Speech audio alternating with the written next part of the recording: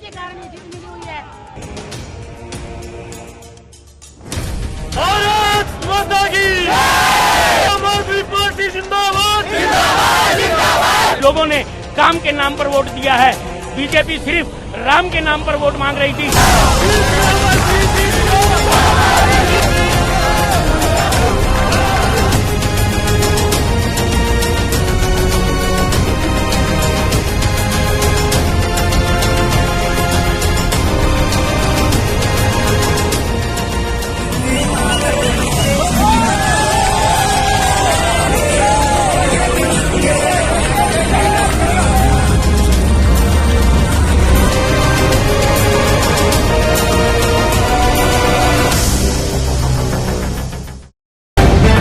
The live TV, सच सबसे आगे। साथियों, मैं आदिल खान आजाद। साथियों, भारतीय जनता पार्टी उत्तर प्रदेश की 2 लोकसभा सीटों पर हुए उपचुनाव का जश्न मनाकर भले ही दुनिया को ये बता रही हो कि मोदी और शाह का जलवा चल गया, लेकिन भारतीय जनता पार्टी ये नहीं बता पा रही कि जिस दिल्ली में प्रधानमंत्री नरेंद्र मोदी बैठते हैं, जहां अमित शाह की पुलिस राज करती है, उसी दिल्ली के वोटर्स ने बीजेपी को धूल चटा दी है। उसके चेहरे पर वो बदनुमा दाग लगा दिया है कि दिल्ली में बह रही यमुना के पानी से भी उस दाग को धोया नहीं जा सकेगा। दिल्ली में जीत के मील का पत्थर अब बीजेपी के हाथों की जद से कोसों दूर नजर आता है। साथियों, दिल्ली में एकमात्र विधानसभा सीट पर उपचुनाव हुआ था 23 जून को। आज नतीजे आए। दिल्ली बीजेपी से लेकर बीजेपी के राष्ट्रीय स्तर तक के नेताओं की पूरी मशीनरी को झोंक दिया गया। हजारों हजार कार्यकर्ता सिर्फ इस बात के लिए लगा दिए गए कि आपके कब्जे में जो ये सीट थी, अब वो बीजेपी के कब्जे में आनी चाहिए। बीजेपी इस सीट को कब्जाने और चुनाव को जीतने के लिए जी जान से जुट गई। पावर, पैसा, हर वो चीज़ जो इख्तियार में थी, उसका भरपूर इस्तेमाल किया गया। फिर भी आम आदमी पार्टी अपनी सीट बचाने में कामयाब रही और बीजेपी को चारों खाने चित कर दिया। अब सवाल ये उठता है कि क्या बीजेपी दिल्ली में अपनी ताकत खो चुकी है?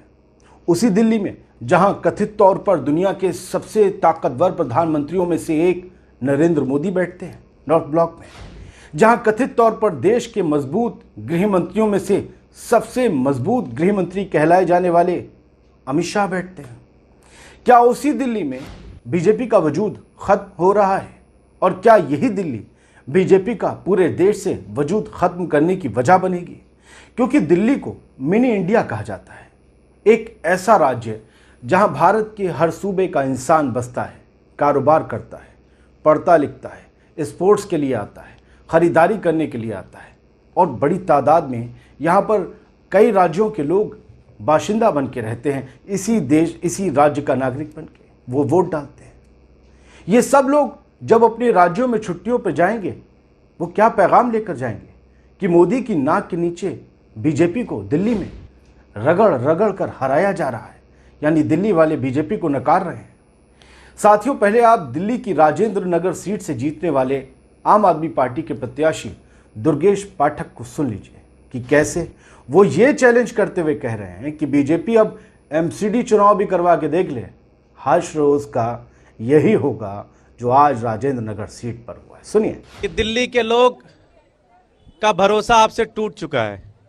दिल्ली के लोग भारतीय जनता पार्टी से नफरत करने लग गए हैं। दिल्ली के लोग चाहते हैं कि दिल्ली एक ऐसी राजधानी बने जिससे पूरा हिंदुस्तान उसके ऊपर गर्व कर सके। इसलिए मैं भारतीय जनता पार्टी को ये चुनौती देता हूं और ये निवेदन भी करता हूं कि अगर तुम्हारे अंदर दम है तो एमसीडी का चुनाव करा लो। दिल्ली आजादी चाहती है तुमसे।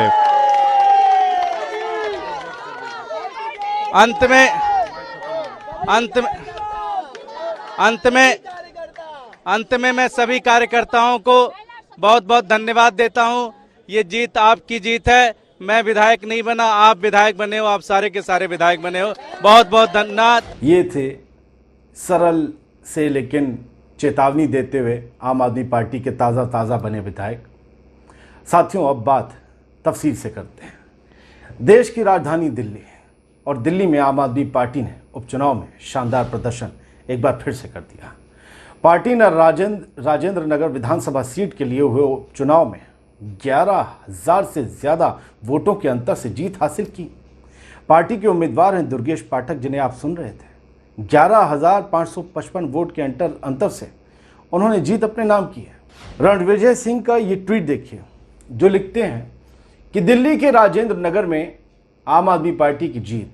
बीजेपी ने इस सीट के लिए 40 स्टार प्रचारकों को उतारा था। साथियों, भारतीय जनता पार्टी की दिल्ली इकाई ने राजेंद्र नगर सीट पर उपचुनाव के लिए अपने 40 स्टार प्रचारकों को उतारा था कि किसी भी हाल में ये सीट हमको चाहिए। हुआ क्या? इन 40 स्टार प्रचारकों में नाम सुनेंगे तो आप चौंक जाएंगे। केंद्रीय मंत्री पीयूष गोयल, स्मृति ईरानी, भूपेंद्र यादव, गिरिराज सिंह बिहार वाले, मीनाक्षी लेखी तेज तर्रार नेता, इन जैसे तमाम दिग्गज शामिल थे जिन्होंने उपचुनाव के लिए डोर टू डोर कैंपेनिंग की, रोड शोज किए, चुनावी रैलियां की, लेकिन फिर भी बीजेपी उम्मीदवार को जितवा नहीं पाए, क्योंकि दिल्ली की जनता बीजेपी और उसके नेताओं की रग रग से वाकिफ है। दरअसल राज्यसभा के लिए निर्वाचित होने के बाद राजेंद्र नगर विधानसभा सीट से विधायक रहे राघव चड्ढा, जो बड़े स्मार्ट से आप पहचानते होंगे, चश्मा लगाते हैं, राघव चड्ढा, उन्होंने अपनी सीट से राजेंद्र नगर से इस्तीफा दे दिया था। वो राज्यसभा चले गए तो ये सीट खाली हो गई, इसलिए इस पर उपचुनाव हुआ 23 को। तभी आम आदमी पार्टी ने वैसी स्ट्रेटजी अपनाई जो 2020 में अपनाई थी और वो जीत गई। शुरुआती काउंटिंग में आम आदमी पार्टी को बीजेपी कड़ी टक्कर देते दिख रही थी, लेकिन 4 राउंड के बाद आम आदमी पार्टी ने ऐसी बढ़त बनाई कि छक्के छुड़ा दिए बीजेपी के और दुर्गेश पाठक जीत गए आम आदमी पार्टी से। उनकी जीत पर राघव चड्ढा ने दुर्गेश पाठक की जीत पर ट्वीट किया, क्योंकि वो इसके पुराने विधायक थे इस सीट के। उन्होंने कहा कि मैं राजेंद्र नगर विधानसभा क्षेत्र के सभी लोगों को धन्यवाद देता हूं। आज की उपचुनाव की जीत केजरीवाल मॉडल ऑफ गवर्नेंस की पुष्टि है। मेरे भाई दुर्गेश पाठक को शुभकामनाएं। राजेंद्र नगर उपचुनाव में जीत के बाद आप उम्मीदवार दुर्गेश पाठक ने कहा कि ये मुख्यमंत्री अरविंद केजरीवाल की जीत है, ये आप द्वारा किए गए कार्यों की जीत है। बीजेपी के पास यहाँ कोई एजेंडा था ही नहीं, वो पहले ही दिन चुनाव हार चुकी थी। वो यहाँ आने वाले नगर निगम चुनाव सहित हर चुनाव में हारेंगे, ये बीजेपी के लिए कहा। उन्होंने ट्वीट किया और मुख्यमंत्री अरविंद केजरीवाल के साथ अपनी तस्वीर भी शेयर की और उन्हें जश्न मनाने का पूरा हक है। लेकिन बीजेपी के खेमे में सुना है कि आज कुत्ते भी मायूस होकर लौट रहे हैं। खैर साथियों, ये तो सोचना पड़ेगा ना कि बीजेपी आखिरकार ये चुनाव हारी क्यों। चुनाव लड़े जाते हैं पब्लिक के मुद्दों पर। पब्लिक के मुद्दे हैं सड़क, पानी, बिजली, रोजगार, शिक्षा।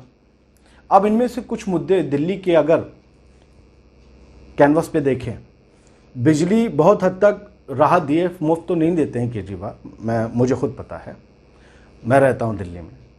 पानी की राहत है, 20,000 लीटर तक मुफ्त है और होना भी चाहिए। और बिजली में थोड़ी राहत है, अगर आप 200 यूनिट तक जलाते हैं तो फ्री। जाड़ों में बहुत से लोगों के ज़ीरो बिल आते हैं। सबसे बड़ी बात है कि आम आदमी पार्टी की राज में हिंदू मुसलमान नहीं हो रहा। ज़ॉम्बी मीडिया को यहाँ मुद्दे नहीं मिलते कि यहाँ जी मंदिर बन रहा है, वहाँ जी जो है वो खुदाई में ये निकलेगा, वहाँ खुदाई करानी चाहिए, यहाँ जी इन्होंने ये क्यों जुलूस निकाला, वहाँ लाउड स्पीकर का बवाल। बड़े समझदार लोग रहते हैं और बड़ी समझदार लोगों जब लोगों की आबादी होती है तो सरकार को भी समझदारी से काम लेना पड़ता है। आम आदमी पार्टी उसके लिए ठीक ठाक काम कर रही। मैं बहुत पूरे नंबर नहीं देता, उनका कोई फ़ैन नहीं हूँ। लेकिन बीजेपी दूसरे राज्यों में क्या कर रही है? बुलडोज़र चला देंगे एक तरफा। उनके बुलडोज़र के एक हाथ पे पट्टी बंधी, इधर ही देखता है। अच्छा मियाँ भाई, मध्य प्रदेश, उत्तर प्रदेश, अगर मैं गलत कह रहा हूँ तो सुप्रीम कोर्ट में ये बुलडोज़र रूल के खिलाफ याचिकाएं क्यों लग रही? बीजेपी की नीति क्या है?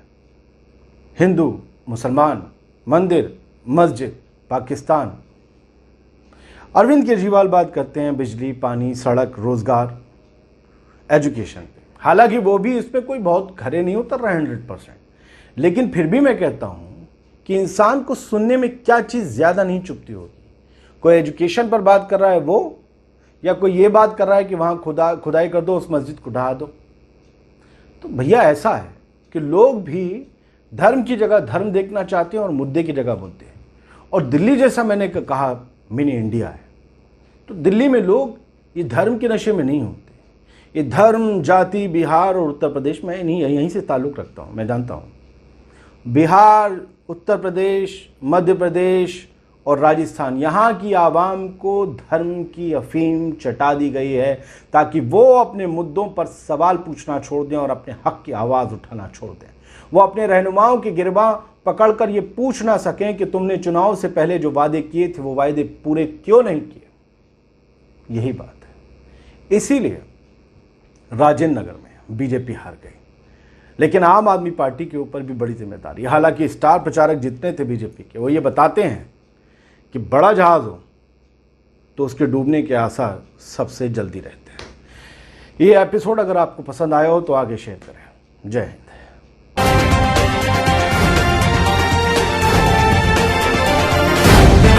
द लाइव टीवी, सच सबसे आगे।